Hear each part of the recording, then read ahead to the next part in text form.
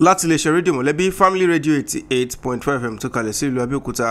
akọ́tún ètò ọba ọlọ́rẹ̀ ní ìmọ̀dé sí etí ìgbọ̀yìn eléyìí tí Alhaji Akeem Olatunji tí wọ́n jẹ́ Arowo Adinni ilẹ̀ Kẹsàn tí wọ́n ṣe onígbọ̀wọ́ ẹ̀ ní ìrántí bàbá wọn àti àwọn ìyá wọn méjèèjì bismillah. Assalamu alaikum wa rahmatullahi wa barakatuh. Ìkẹ́ Ọlọ́run àti ẹlẹ́gùn máa bá gbogbo wa lápapọ̀. Ètò tí à ń pẹ́ náà ni ọba ọlọ́rẹ̀ kó ta lọ́rẹ̀ ayat al-kiyama. Ọmọ yẹn tí sọ̀rọ̀ náà ni Alfa Nurein Imran Awoko Akínká aka Ojèrè ọmọ nílùú Kẹsàn.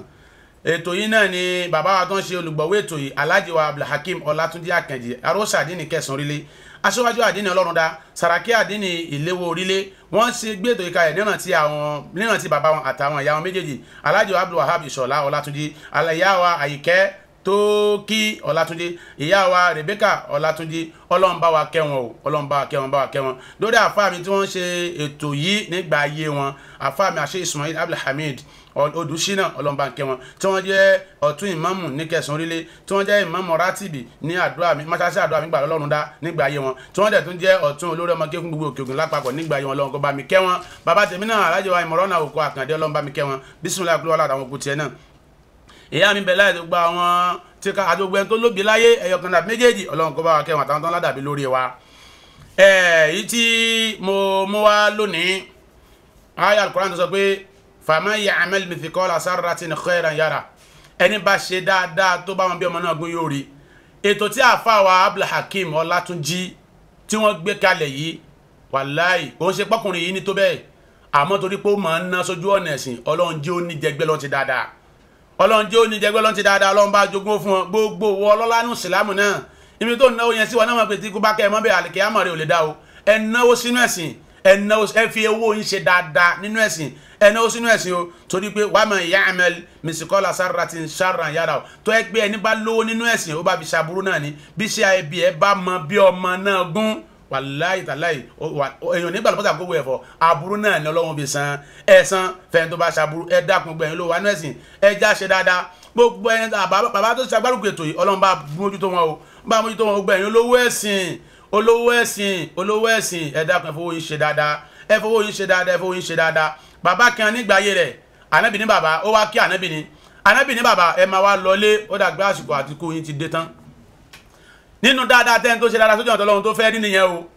nígbà tí arákùnrin yẹn wá dé ojú ọ̀nà ó wá pàdé oníbàárà kan oníbàárà yẹn ni bàbá ẹ dákun ẹ̀bùn mi bàbá lóhun olówó ṣùgbọ́n tó bá lè tẹ̀lé òun délé òun ní nǹkan ọ̀sìn tóun lè fún ẹ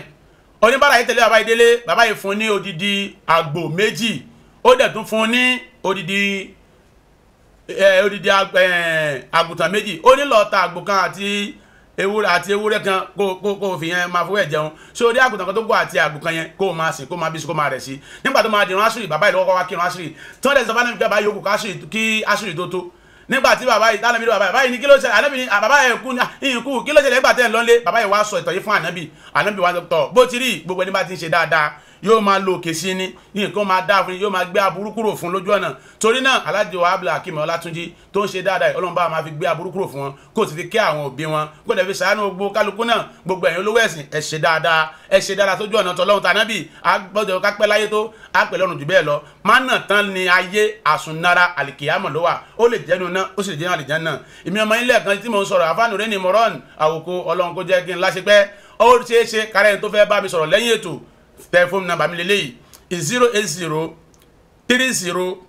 81 1934 or 090 122 87939 bàbá mi Ismail àfáà mi dáadáa tí wọ́n ṣètò nígbà ayé wọn ọlọ́run bá mi kẹ́ wọn àfáà mi aṣáàbùwàsìn ọlọ́run jẹ́ ní wọn pẹ́ bàbá mi